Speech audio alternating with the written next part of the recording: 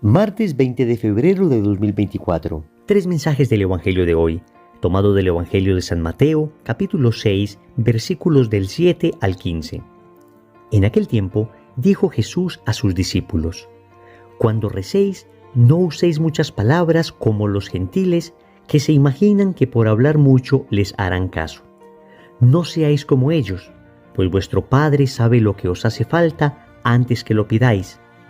Vosotros rezad así: Padre nuestro que estás en el cielo, santificado sea tu nombre. Venga a nosotros tu reino. Hágase tu voluntad en la tierra como en el cielo. Danos hoy nuestro pan de cada día. Perdona nuestras ofensas, como también nosotros perdonamos a los que nos ofenden. No nos dejes caer en la tentación y líbranos del mal. Porque si perdonáis a los demás sus culpas, también vuestro Padre del cielo os perdonará a vosotros. Pero si no perdonáis a los demás, tampoco vuestro Padre perdonará vuestras culpas. Palabra del Señor. Gloria a ti, Señor Jesús. Queridos amigos, el Padre Nuestro. Oración que aprendimos desde niños. Oración que tal vez nos enseñó nuestra mamá cuando apenas éramos unos chiquitos, cuando apenas balbuceábamos, ya estábamos rezando el Padre Nuestro. Oración que seguramente en nuestras escuelas rezábamos todas las mañanas. Oración que escuchamos cada domingo en la Santa Misa. Y es que es una oración compuesta por el mismo Dios. Escúchenme bien, tenemos una oración que el mismo Dios compuso, el Padre Nuestro. El Verbo eterno del Padre, Jesucristo nuestro Señor, compuso el Padre Nuestro. Así como tenemos una oración que la Santísima Virgen María compuso, el Magnificat. Por eso nos llena de emoción poder meditar este Evangelio. Y vamos a reflexionar en torno a tres mensajes. Primero, las tres expresiones de la oración. Segundo, el Padre Nuestro, la oración perfecta. Tercero, cómo perdonar a los que nos ofenden. Vamos con el primer punto, las tres expresiones de la oración. Empieza el Evangelio con una enseñanza de Jesús sobre la oración. Dice el Señor que cuando oremos no debemos hacerlo como los gentiles, que se imaginan que por repetir muchas palabras van a ser escuchados. El Señor está enseñando a orar correctamente. Y a lo largo de estos 2000 años, la Iglesia ha profundizado bastante en el misterio de la oración. Déjame decirte en primer lugar que la oración es necesaria para la salvación. Así lo decía San Alfonso María de Ligorio: el que ora ciertamente se salva, el que no ora ciertamente se condena. Estamos hablando entonces de algo esencial, no de algo que hacemos o no hacemos según nos guste o no. Luego ya existen diversos tipos de oración y el Catecismo habla de tres expresiones concretas de oración. Dice que la primera expresión es la oración vocal. Es cuando repetimos oraciones que otros han compuesto. Es lo que tradicionalmente se llama rezar, que viene del latín recitare, es decir, recitar algo que alguien más hizo. Y eso está muy bien. Hoy desafortunadamente tenemos dentro de la Iglesia una especie de complejo que nos lleva a acusar a aquellos que rezan como si hicieran algo malo. Entonces algunos dicen: yo oro, no rezo, como si orar y rezar se opusieran. Ciertamente yo puedo orar espontáneamente con palabras inventadas por mí, palabras que salgan de mi corazón, pero yo no puedo despreciar el hecho de rezar, es decir, de utilizar palabras que grandes santos o que incluso la Sagrada Escritura ha utilizado para referirse a Dios y hacerlas mías. Lo hacemos todo el tiempo. Con las canciones, por ejemplo, cuando estamos enamorados, entonces no componemos una canción para esa persona, a no ser que seamos unos talentosos músicos y podamos hacerlo. Pero en general lo que hacemos es echar mano de canciones ya compuestas por alguien, pero luego las aplicamos a nuestra situación concreta. Lo mismo hacemos con la oración. Dígame usted, por ejemplo, la bellísima oración de San Francisco de Asís, la oración de la paz. Señor, hazme un instrumento de tu paz. ¿Quién de nosotros no la ha orado? ¿Y quién podría decir que es capaz de componer algo más bello que esto? Así, los salmos, por ejemplo, son oraciones compuestas por el rey David, por el rey Salomón. ¡Qué bellas oraciones! Dígame usted, por ejemplo, el Salmo del Buen Pastor o el Salmo del Miserere, donde le pedimos perdón al Señor. ¿Cuántos salmos bellos nosotros rezamos? Primera expresión de la oración, entonces se llama oración vocal. Luego viene una segunda expresión que es la oración de meditación.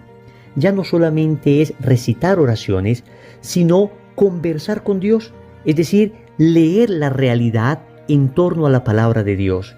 Y así yo voy meditando, es decir, haciendo preguntas a la realidad, haciendo preguntas a un libro que estoy leyendo, haciendo preguntas a lo que me rodea para de ello extraer aquello que Dios me quiere decir.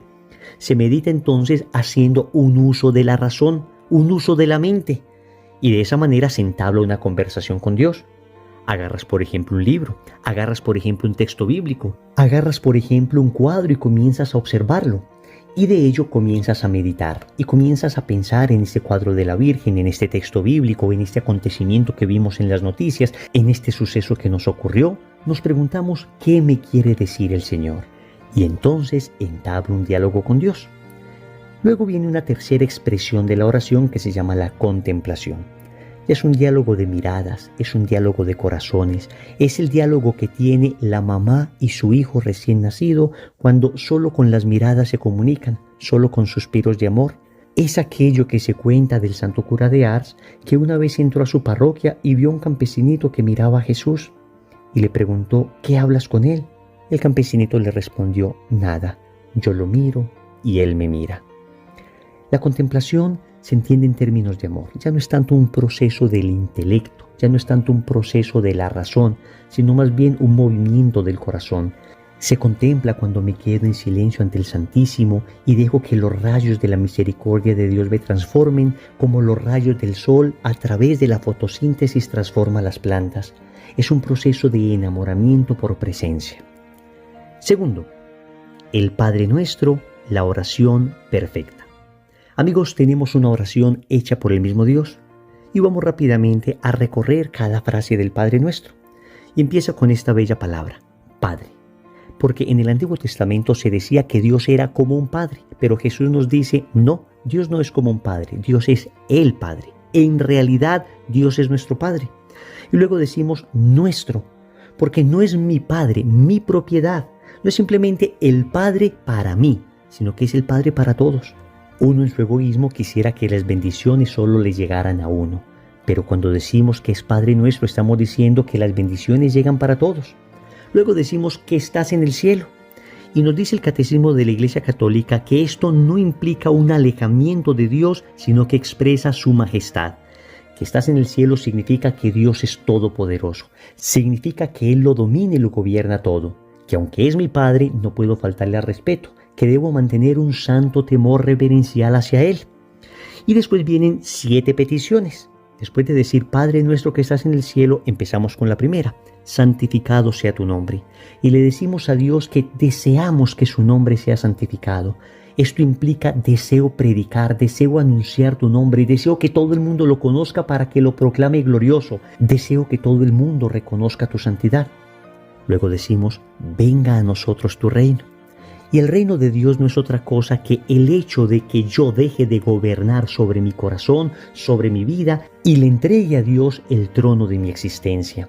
También significa que yo quiero que Dios gobierne en la sociedad, que yo quiero que Dios no esté aislado ni al margen de lo que hacemos, sino que esté en el centro de lo que vivimos. Y esto implica también evangelización. Luego decimos, hágase tu voluntad en la tierra como en el cielo. Oigan bien, no estamos diciendo, Dios, te ordeno que se haga mi voluntad en el cielo como la hago en la tierra.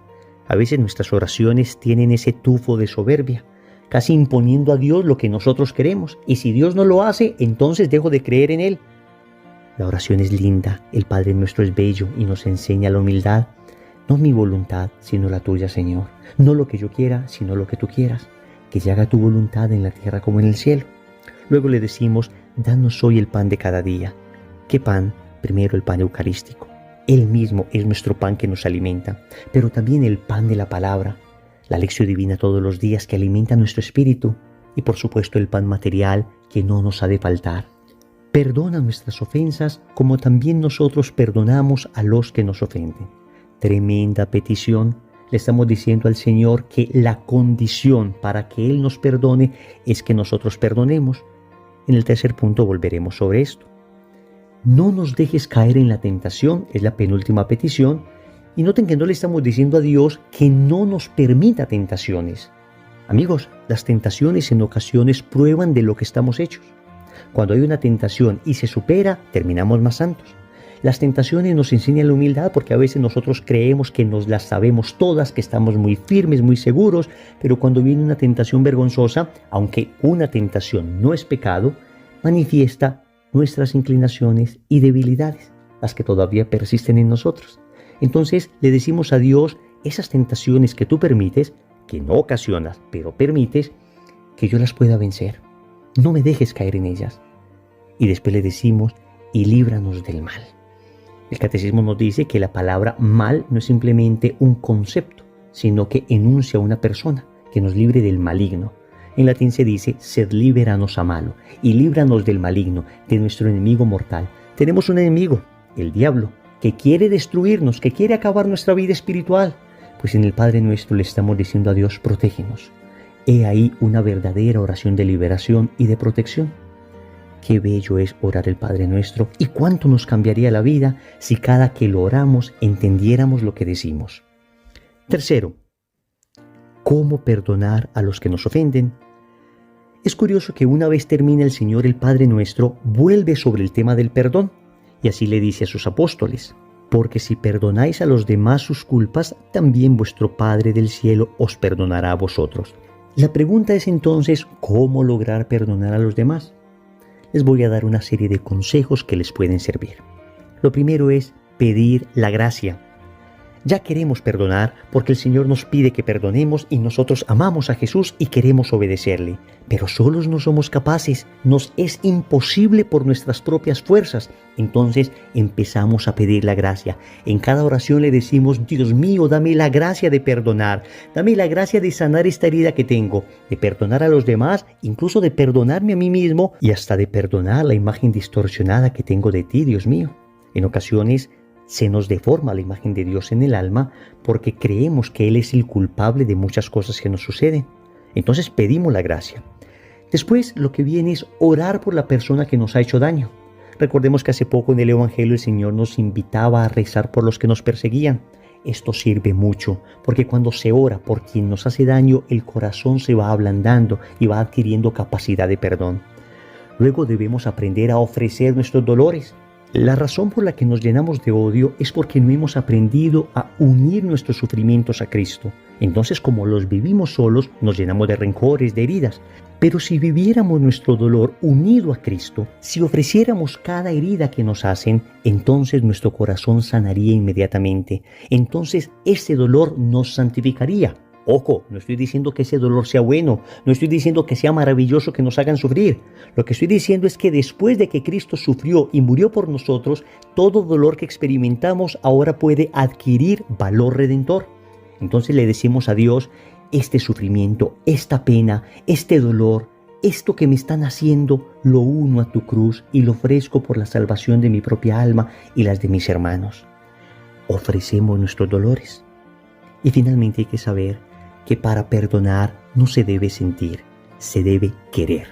Es maravilloso que al final también podamos sentir algo, sentir una hermosa sensación de paz y normalmente cuando se logra perdonar eso se experimenta. Pero lo primero que tenemos es una voluntad decidida y le decimos a Dios, más allá de mi sentimiento, más allá de que sienta bonito o sienta feo, más allá de que me nazca o no, yo tomo la decisión de perdonar porque tú me perdonaste, Señor, aun cuando yo era el peor de los pecadores. Oremos. Amado Señor, ¿qué otra oración puedo elevar hoy ante tu presencia, sino aquella que tú misma me enseñaste? Este Padre Nuestro que está tan lleno de peticiones, pero tan lleno de alabanzas. Por eso, desde lo profundo de mi alma, te digo, Padre Nuestro que estás en el cielo, santificado sea tu nombre. Venga a nosotros tu reino. Hágase tu voluntad en la tierra como en el cielo. Danos hoy nuestro pan de cada día. Perdona nuestras ofensas, como también nosotros perdonamos a los que nos ofenden. No nos dejes caer en la tentación y líbranos del mal. Señor, dame lo que me pides y pídeme lo que quieras. Amén. Recordemos entonces, primero, las 3 expresiones de la oración. Segundo, el Padre Nuestro, la oración perfecta. Tercero, cómo perdonar a los que nos ofenden. Compromiso. En el rosario de hoy, vamos a pedir la gracia de la oración. En el nombre del Padre, y del Hijo, y del Espíritu Santo. Amén.